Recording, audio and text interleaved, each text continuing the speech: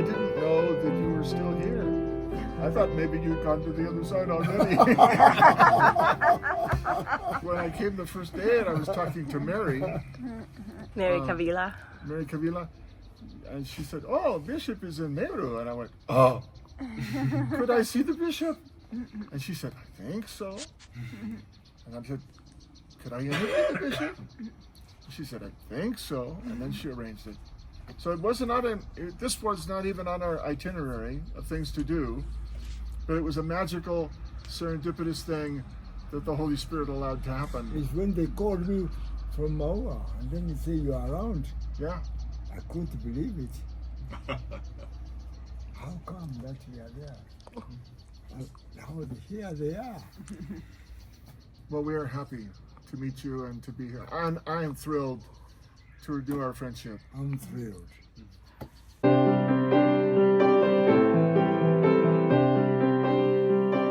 Hello, and welcome to Coffee with Coach.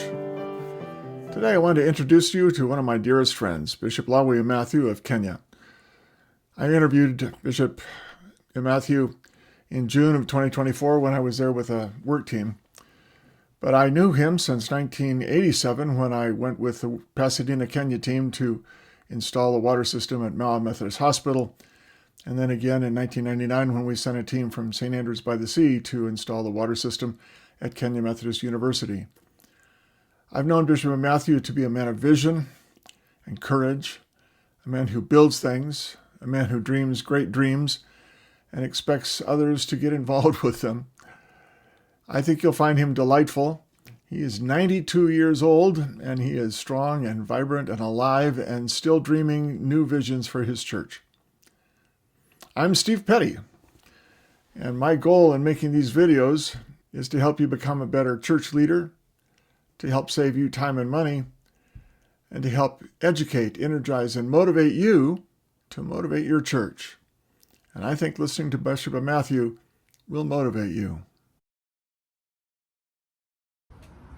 This is Bishop Lawi Imathiu of Kenya for Methodist years. He is known in Kenya as really the pastor, the bishop that built the Methodist Church in Kenya, and he is known throughout the world as a peacemaker and a visionary and a builder.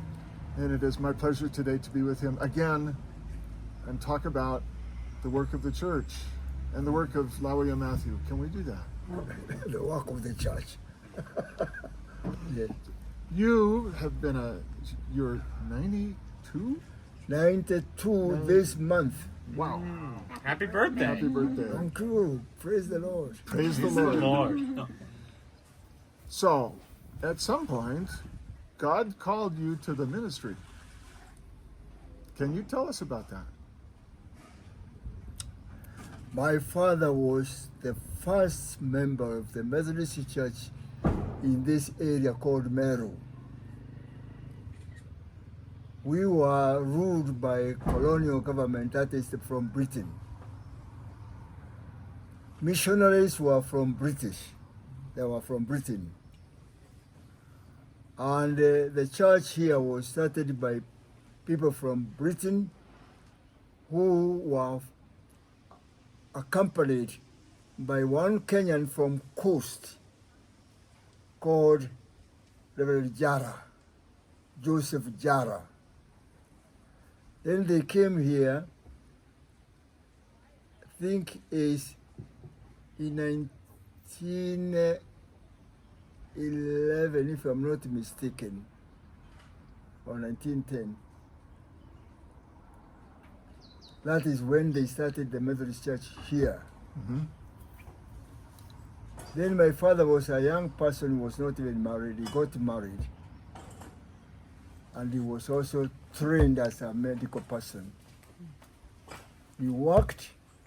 Even the people went to open our Maua hospital for the health of the people, because the church care for three things. They care for the spirit, they also care for the body. A church which is not concerned with the body, where the spirit lives, that is not a church. And the church that is not concerned with the people, not the people of their own tribe or of their own race or their own country, no, concerned with other people. Me, when I read and I read the history of people who offered themselves to come and they preach the gospel here, and some of them died. Young people never went back to Britain. They offered themselves to come. Some died because of the malaria fever, and they could not go back to Britain. They are buried at a river in Coast.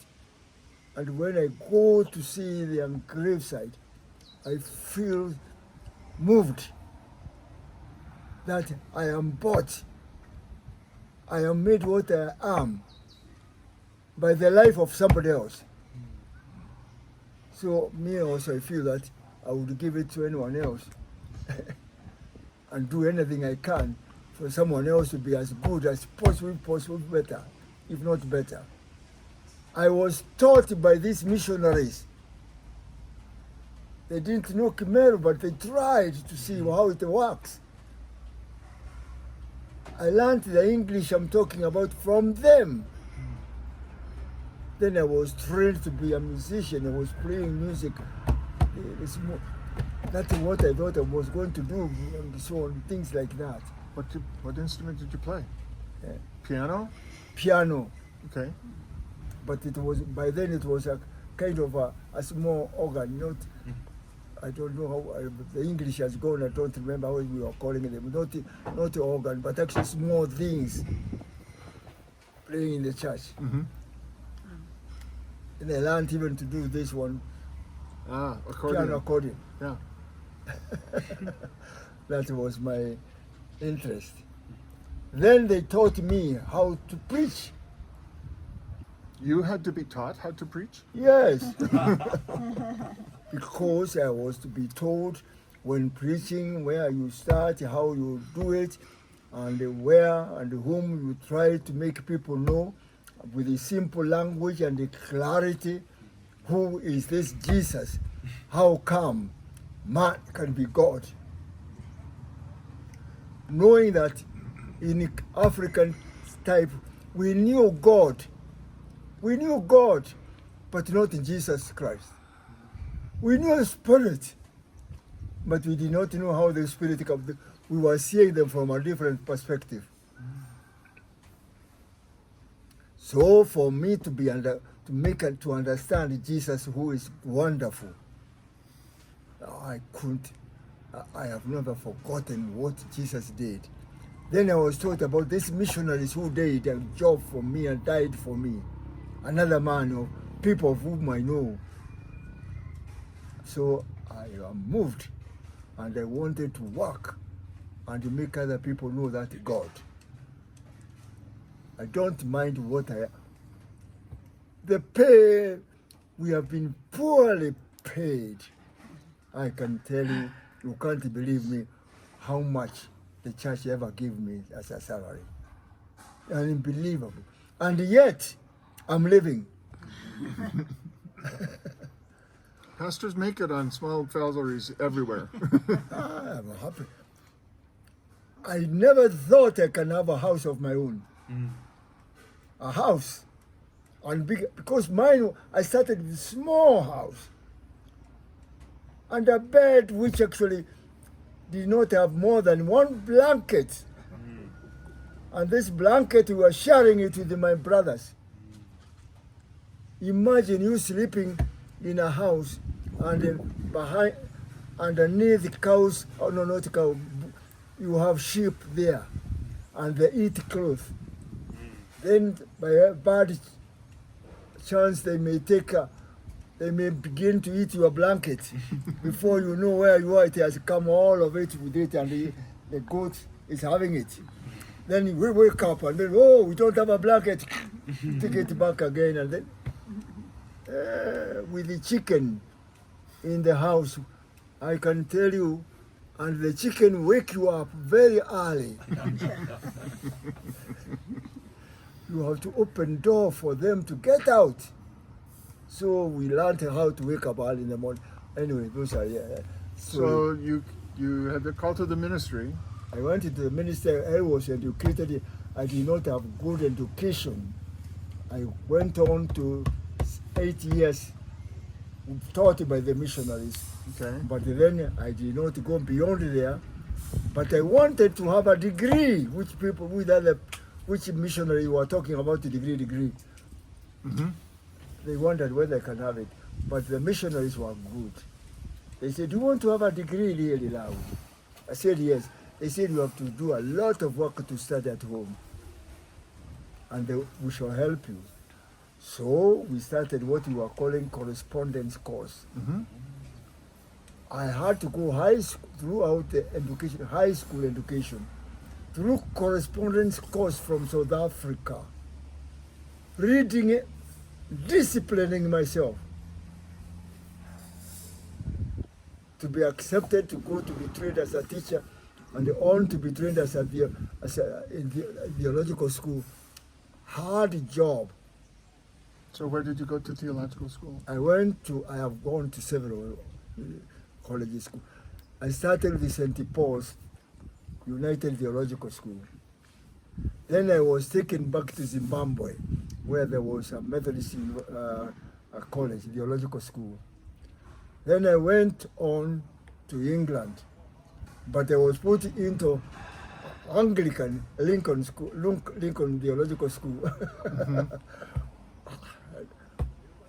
Then later on, I came back to Kenya and I started my theological degree with the London University, Bachelor of Divinity, and I was doing it at home.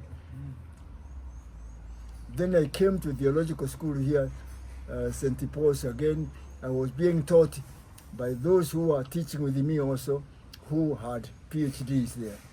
And then later on, God was good. And when I was 50 years old is when I got my master's degree from America. Now I'm what I am. So what? Because other people worked very hard on me. So what churches did you serve when you were a young pastor? I was almost a missionary in my own country. Yes. You have always been a missionary in your own country. I started at Kaga, my own church, which had very few people. Somehow, I'm not being proud for anything, but I thank God, which had less than 30 persons. And I ended up by having more than 200 members. Then they moved me elsewhere. To move Mladankari, Chogo, Kibrichia, Kerua. Then they move on again to another place in another synod circuit, which had a lot of that churches, one minister. So every day myself, we were holding services. So our Sunday was Monday, Tuesday, Wednesday, Thursday, Friday, Saturday, Sunday. But those people loved me and I loved them. I was not getting tired because I loved them much. They were good. Members were good. People encouraging me. And I gave them what I could. I thank God. Even churches sometimes which were dead, God helped us. With God's help, somehow they were alive again. Then I found myself in a theological school teaching there for only just a year. And then I was told, no, to come back to the circuits. Then I became the leader of the Synod of Meru by missionary. Said, this one, you are fitting to do it. I said, no, I'm not. He said, you come on, do the job. Then later on, I found myself, my church choosing me when it became autonomous, an autonomous church, to become the leader of that church. I was saying, no, I'm not fit. They said, we know you are fit, do it. Actually, I've been doing jobs which I did not choose to do. But God chose you. Yeah, but I was willing to do it because God has done it. Then on, I found myself actually, then 1967, they chose me to be the secretary of our new autonomous. I said, I cannot write all those minutes. Then the missionary said that we can write it, you sit down, do it, and then we shall be writing and you lead. I've been forced all the time. But God has been, they asked, what are you called for? I said, I'm called to preach the gospel. And that's what I wanted. And to see development of the gospel I was teaching is an interesting gospel. To be saved from your sin and to know God who is alive and God who will be with you here and God who will continue being with you after here. That is the God I have known from there. God who created heaven and earth and what you see and even your own self. Me, I have no problem with your skin, you myself. I know that inside there it is the same with me. I can tell you the story, which was very interesting. When we got married and then my wife was pregnant and she had a problem and she wanted blood, blood transfusion. I never thought that white people have got the same blood as with mine. And I went to hospital and then they said, doctor said, your wife wants 2 pints of blood. And I said, where can I get it? I did not have people around myself. I said that I can give one. Yes, they say that, but it is yours is not very good. You don't have enough. Find enough other friends to help you. Then missionaries came. They came to see how is my wife Florence. Yes, how is the Florence? I said that she is not very well. I'm now asked to go and look for friends to donate blood for her. And that missionary, he was white. With his wife, they said, wow, we are here, we shall give it to her. And if she is pregnant, and you are going to give it to her, that child will become white. How will people think of her? I said, no. But this missionary was saying, I have to give my blood for help you. And his wife was saying the same. Oh, I thought the doctor there, who was a black person, will help me to save me from them. I said, I'm coming back, but I've got these 2 friends. They say they will, and I was showing him with my head that don't accept. And they want to donate blood for my wife. This doctor, instead of listening to me, say, yes, yes, yes, blood is blood, blood. So my. So I had no way but to accept it. They went and then they gave their blood. I also give mine. Then first, when we went to the hospital, I said to doctor, put mine first. To make sure that it's working. Okay. He was given one. And when the other bottle came for going to her body, I was asking her, are you feeling okay, my dear? Okay. Oh, and then she said, yes, I am. Yes, I watched until that point went on. And then she said, I'm feeling good. Wait a minute, when the child was born, I went there first to make sure that I can be able to explain to other people why it is not as black as ourselves. But the child was as black as myself. Then I realized that don't worry with the people with their color. They are the same inside you, they are the same. Like it or not, I know you are the same. but we have got a different color. You can see we have built the same thing. And like I have shaved, I would have made it bigger. Look at this one. Yes, it's young one. Very good looking. Very good So looking. you can see, you see. Yeah. So they grow the same. So So God is you good. became bishop. Then I became bishop. When you became bishop over the autonomous church in Kenya, Yes. this is an interesting church. It's a new church. Yes. What was your vision for what Lawi, Imathiu, and God could do with this church? I believed people need to know God. I read the Old Testament and I read how prophets like Elijah, Elisha, and others suffered. But they did not give up. I took even Moses to see how he was leading rebellious people. He never gave up. Then I come to the New Testament.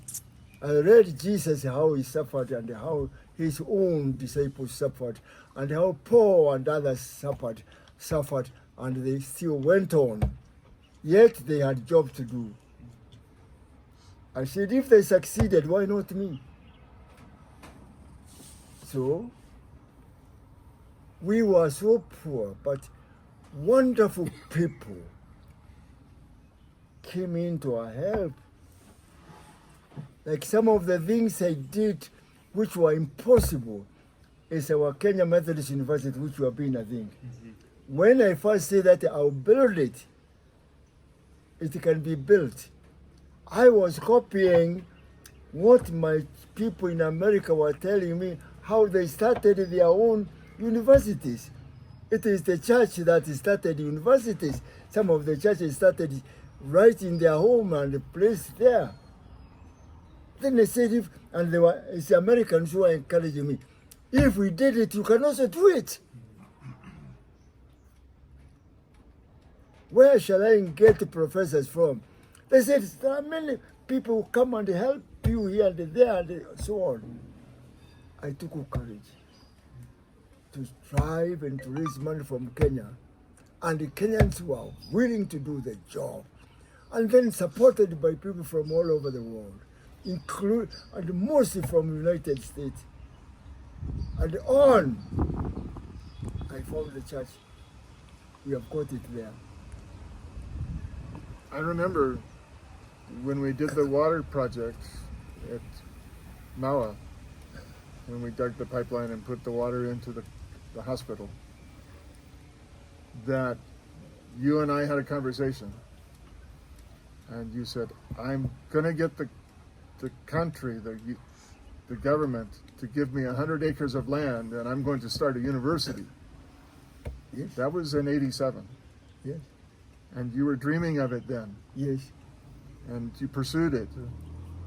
And there's a great university there now. It is there. And somehow, in 1970, when they came to America to a World Methodist Council first, which was there, Mm-hmm.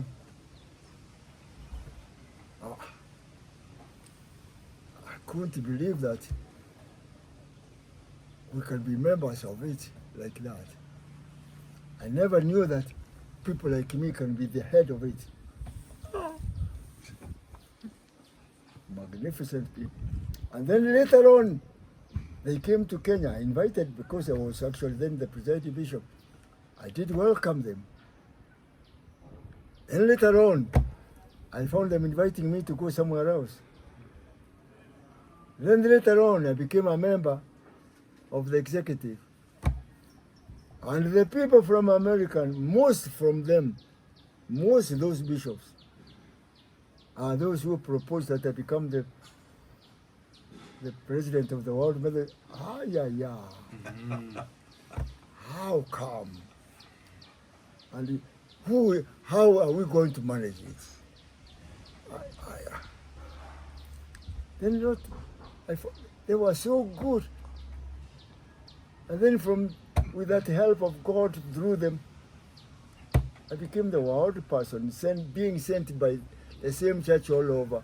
Went to Fiji to talk to the Fijians when they were in trouble, and the church I was in great trouble. To Nigeria when the church, I've done all sorts of things.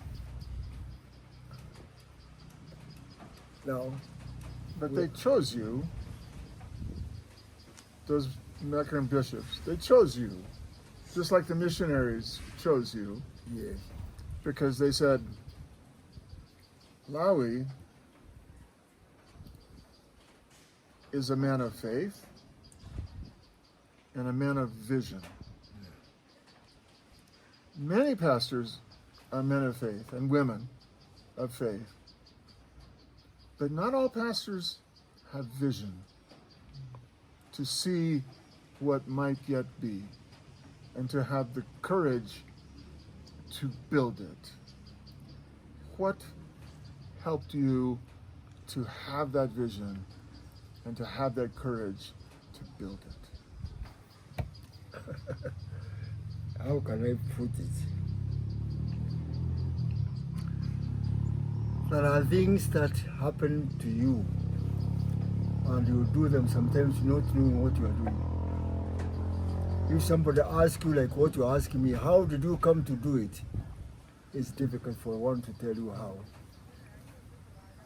But once you surrender yourself to God, God guides you.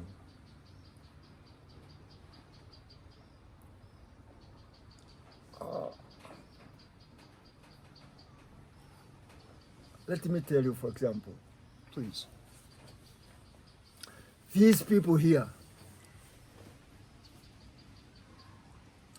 I can see some of them are 60 years, some of them are 60 years and above. How dare they wish they want to come to Africa and they are not actually, and they are going to see the work of the church, not to visit like anyone else. They are not enjoying their money to go only great places, sleep wonderful places, and yet they are coming to suffer. Why are they? Are you guys suffering? No, we've enjoyed They're not We've suffering. enjoyed too badly. efforts. You're enjoying it because you want to enjoy it. Who gave you that spirit for enjoying it? And because there are people who cannot enjoy the way you're enjoying it, to go and see people in problem, building water for people, coming to see people like Lawi. This is not a great place, but ordinary place. Why?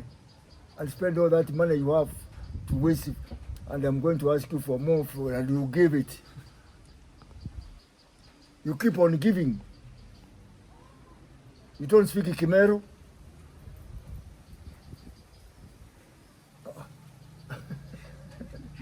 Look at this young man. Instead of him going somewhere great, he's here with you. Because he loves God. How come he loves? I can't. That's why I'm telling you, I cannot be able to answer all the way you're asking me. I don't know. When you surrender yourself to God, it does things you don't understand, even in your own life. I know in my life there have been times when the Spirit has spoken to me and just said, you need to do this, you need to go here and do this. It didn't make sense. It didn't seem possible. It wasn't something I wanted to do. But when I felt the Spirit telling me to do it, I didn't feel like I could say no. And I also didn't feel like it was impossible. You I don't felt say like no. if the Spirit says you need to do this, there will be a way for it to be done. What if I ask you, how did the Spirit speak to you? Can you tell me how? Different ways. Different ways. Sometimes it was just I was driving down the street and it said turn right. And I turned right, and there was a reason I was supposed to be there. Sometimes it was walking through the church, and the Spirit said, "It's time for you to move." And I went, I didn't want to move. I was happy with my church. And the Spirit And said, sometimes- you have to go. And God can move you when you don't want to move. I was getting comfortable at Kenya Methodist University. The new leadership came in, and I surrendered to it, to do it. But I was thinking that I'll be there forever. One day,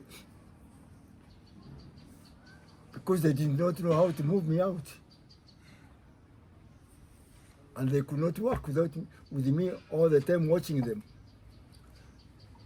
I found they have worked to remove me in a clever way, but not moving me out. But they give me a new place to go, to office to go, so on and so on. And then myself, I realized that these people are telling me to go. Because God had given me this land of mine.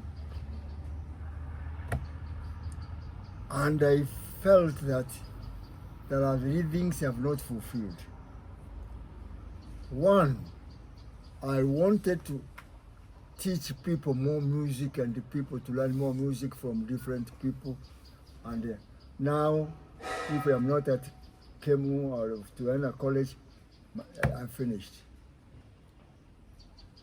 I wanted to teach more of African God of the whole world and in God whom we knew, but we didn't know Christ. So I wanted to do African Christian theology. Yes. Food. There are people here who are poor and they are not eating food they are supposed to eat. That's why their lives are difficult, and yet you have got things growing. How can we make people have good diet? There are people who are also not health. How can we teach them how to live a better life? Young people who are lost, how can we hold some seminars around and teach them how to live good life and learn how to be themselves? Old people who are going to be old, and when they are old, they have nowhere to go, no one to take care of. They are suffering and die miserably at home. Alone. I wanted a center for such. Then when I have visited people in the world, because I've gone all over the world, I find young people and old people enjoying water. And for we to get anywhere to swim and the people to enjoy the water we have, not easy. And I wanted to have a place like this one. And when I speak to people about the water, there are some Americans whom I told them, I want to have a swimming pool like this one. They said we cannot give our money to have water there and not going to the shamba, going to your farm and grow something, not to water people to be swimming. But I remember one person said, no, I can't give you anything for this. And I wanted it. Then I had to look for the way and the means on the to banks and so on. And somehow the Lord provided me with this swimming pool. I wish he can tell you, Saturdays and the evenings, sometimes young people, poor people who have never been able to enter into the water, they come to enjoy that water. I'm feeling good. Me, I'm watching and they watch and they enjoy to see. I don't know how to swim yet, and I know they can swim. And I am hoping, although I'm 92, I will learn to swim. My philosophy is, I will never die before I am dead. I will never give up until I'm unable to do anything. I continue. So we need a new school of music at Kimu. I wanted it, but it couldn't work. So I've started something here. and it is not working properly. I don't know how to make it work properly. There are people from those people from America who come to help us sometimes. Yeah, our music. Some are from Wayne University. Mm-hmm. They'll be coming to teach music to local people around. Mm-hmm. Yeah. And we have a school here, Bishop Imathiu School, which has got a band. Bishop, if they play band, they play music, I feel good. When I see those playing trumpets and the drum and it's a good group. Actually, they were number one in Kenya the other day. National Music Festival. Ah, the music festival. Excellent. Yeah. Excellent. So I'm feeling good. So, Now I'm looking for a place, even medical. That's why university has not fulfilled my dream. Medical, for which of doctors, and have a place where surgery, open heart surgery, and do all researches you can, and find out what is killing us, and it can be done here. you still have vision. Yeah. And there are people in the world that can help. I don't know where they are. I'm going to look for them anyway. And help me to find them. To help us to do more research and those things, medical things. There are people I know in America with these spare machines which they are not using, and they would be happy to give it to someone else who can make use of them. These are the things we are looking for. That's why we gave the chairs for the dental clinic at Mawa. We want this one to university here, the medical training here, to doctors here to be touched with the other group here. So we are working for one great thing, not that smaller thing, but big things together, and we make it a bigger place. And we'll do it before I'm dead. Okay. Friends, do you have any questions for Bishop? We have. Oh, Barrett. I like travel, so what's your favorite place you've gotten to visit with the church? What the? Favorite place you've gotten to visit with the church? Or through your ministry? In all of your travels, do you have a favorite place? Yes. But now you're asking me a problem. I am missing lots with the several areas in America with my church, Methodist Church, Oh. who are great supporters of me, and I am what I am and doing what I'm doing because I learned a lot from them. The Methodist Church, United Methodist Church, although it has gone somewhere wrong now, fighting one another, not learning, forgetting Christian principles. We forgive one another. Amen. And we forget the mistakes of another one once for somebody has asked if to be forgiven. My Methodist Church, I pray for them to go back again to where we were. I will share that prayer. Yeah. But the last general conference was at least harmonious but it has split. Each one is happy, but they are not together. How can we pray that they come back together again? I think time will bring them back. When we had the Civil War, the church split north and south, as well as the countries in America. And eventually, after the country got back together, it took the churches longer, but eventually the South and the North Church joined back together. So they will come back together.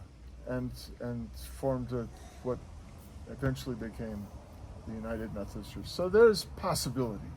The possibility God is better. God can do wonderful Wonderful. things. But people should know that we are praying for that one. I don't think I have answered your question, but That's He okay. He likes to come to America. Yeah. Okay. So we gathered. What would you suggest or recommend for young people? What would you suggest or recommend for young people? How do you mean? Well, like we have some young people in our organization right here. these people who are young here and you are old, some of them, you are doing wonderful thing to come with them and to see what is happening in other parts of the world. And together with them, they see it their way, you see it your way, and yet you try to combine it together. They are never the same when they go back because they are seeing it from a different perspective. This young generation we are coming with, some of these people, I can assure you they will never be the same. They are seeing it from a different perspective and they are hearing what you are talking about and they are meeting old people like us. They are never the same when they go back. Well, so this group has just put up a water tank at the school. What's the name of the school? Mukuru. Mokoiro. Mukorio. We put up a new water tank Yeah, for the girls to be able to take showers. yeah. Okay. And so they have had fun playing with the children and playing football with the young men at the Mukuru school, and that is poor. Those people are very poor. And I think, would you say that your world got broader Yes. from having seen that this is the world? Yes. Yeah, and the understanding that you kind of live in Disneyland. And there's another world out there. The world is Their lives are changed. like, they are not going to be the same. Oh, I'm so happy you have come. Now our friendship continues. You have made it even bigger.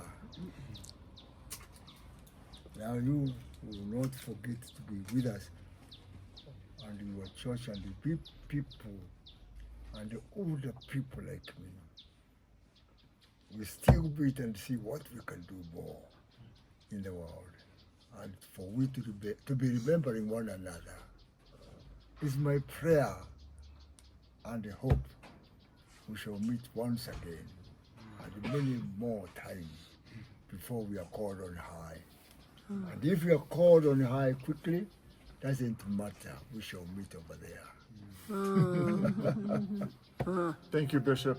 It's been a pleasure. Thank you.